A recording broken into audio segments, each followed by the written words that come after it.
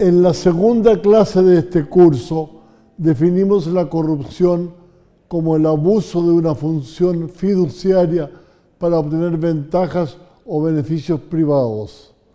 Al mismo tiempo, definimos el término fiduciario como aquello que se relaciona con la confianza entre las personas.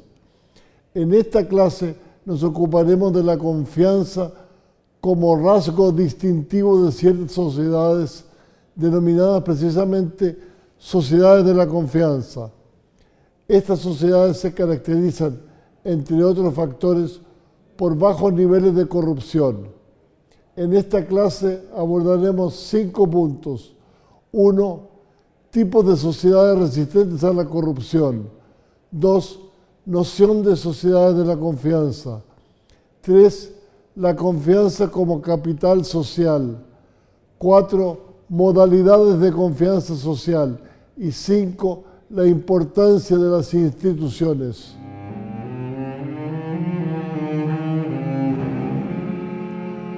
En términos generales, las sociedades democráticas en las que se respeta el Estado de Derecho y que ostentan altos niveles de confianza son mucho menos propensas a la corrupción.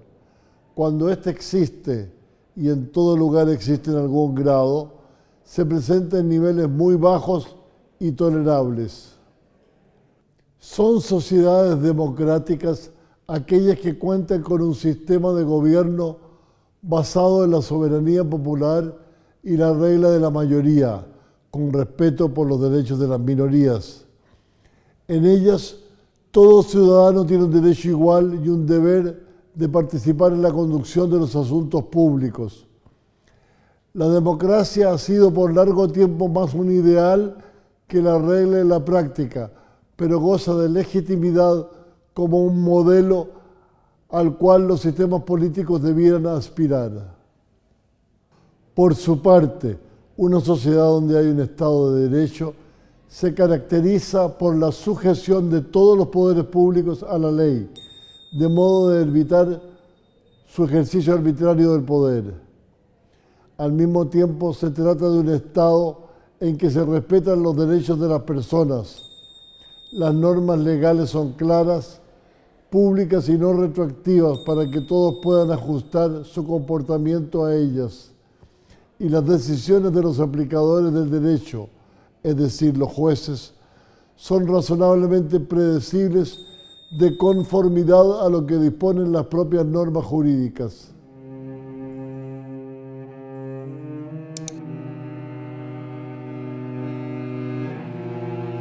A partir de la década de 1990, al tiempo que, dejada atrás la Guerra Fría, la preocupación política y académica comenzaba a concentrarse en la lucha contra la corrupción y por la transparencia, se comenzó a difundir la expresión sociedades de la confianza. El libro del académico francés Alain Peyrefit, publicado en 1995 bajo ese nombre, fue muy influyente.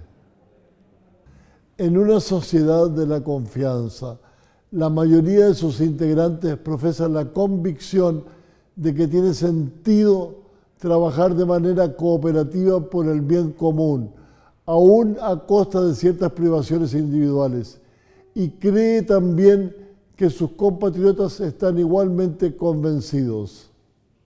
Se trata de lo que ya Alexis de Tocqueville, en su magistral obra La democracia en América, de 1835, denominaba la doctrina del interés bien entendido. Por este concepto, de Tocqueville entiende un sistema de pensamiento o visión del mundo en virtud del cual las personas en una sociedad consideran que vale la pena hacer ciertos sacrificios personales en beneficio del bien común, pues dicho bien común es, en último término, su propio bien. Es importante que esta identidad de intereses entre la parte y el todo sea correctamente comprendida por las personas. De Tocqueville sostiene que se trata de una doctrina sana, que si bien no hace virtuoso a los ciudadanos, al menos los vuelve sobrios, precavidos y autónomos, al tiempo que los aleja de los vicios más nocivos para la sociedad, entre ellos la corrupción. Es frecuente que se cite como un caso paradigmático de sociedad de la confianza la República Holandesa a partir de la unión de las 7 provincias a fines del siglo XVI. Holanda se elevó como una nación pujante que triunfó en los ámbitos geopolítico, comercial y cultural, perfilándose en el presente como una de las sociedades más avanzadas del mundo. Actualmente, según el Índice Internacional de Confianza llamado World Values Survey, Holanda encabeza el ranking de confianza entre ciudadanos con un 66%. Otros ejemplos de sociedades de la confianza que suelen señalarse son los de los países escandinavos, Alemania y en menor medida el Reino Unido.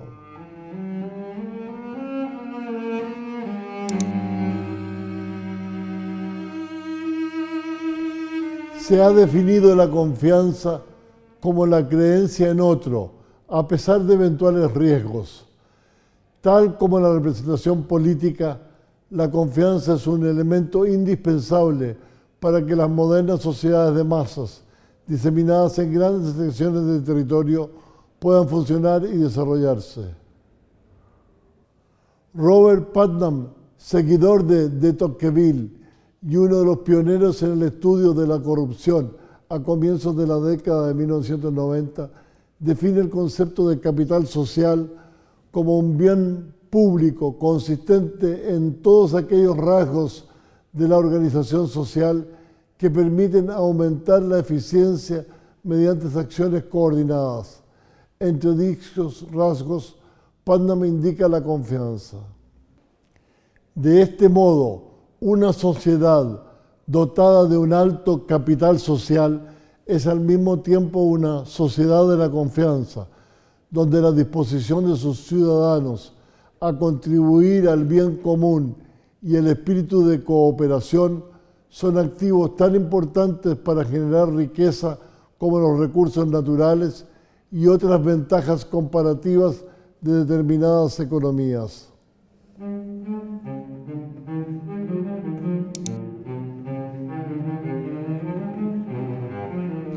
En la literatura especializada sobre capital social se distinguen 2 tipos de confianza. La confianza social, esto es, la confianza existente en la relación horizontal entre los ciudadanos, y la confianza política, que es aquella que se da en la relación vertical entre los ciudadanos y los líderes políticos. Teniendo lo anterior en cuenta, se puede clasificar la confianza de acuerdo al objeto o destinatario de la misma del siguiente modo. 1. Confianza en las instituciones públicas, en la medida que se ajusten a la ley, que sean transparentes, que no abusen de sus funciones y que no incurran en conductas corruptas. 2. Confianza en los conciudadanos, en tanto compañeros en una empresa sociopolítica común que beneficia a todos y que requiere de coordinación, de honestidad en el cumplimiento de las reglas y de un espíritu de trabajo en equipo. 3. Confianza en la necesidad y buen funcionamiento del marco regulatorio existente, lo cual supone un cumplimiento voluntario de las leyes, incluyendo las normas de derecho penal y aquellas que imponen a los ciudadanos el deber de soportar ciertas cargas como los impuestos y el servicio militar.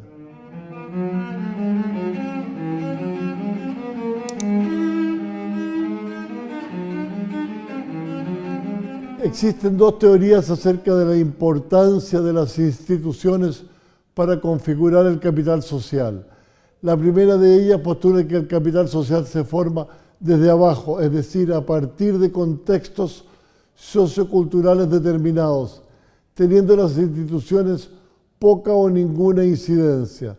La segunda plantea que el capital social se puede construir desde arriba, esto es, desde las instituciones jurídicas, económicas y políticas que son creadas en una sociedad y que pueden modelar patrones socioculturales.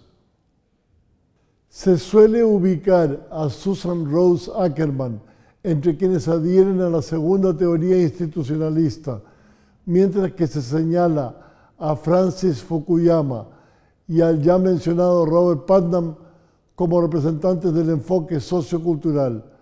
No obstante, el propio Putnam sostiene que no se debe caer en la desesperanza cuando se acepta que el capital social se construye desde las bases sociales, toda vez que admite que también es posible que una reforma en las instituciones repercuta en un cambio de patrones sociales en la práctica. Gracias por su participación. Por favor, no olviden visitar nuestro sitio web moocchile.com y quedan invitados a continuar viendo las clases de este curso.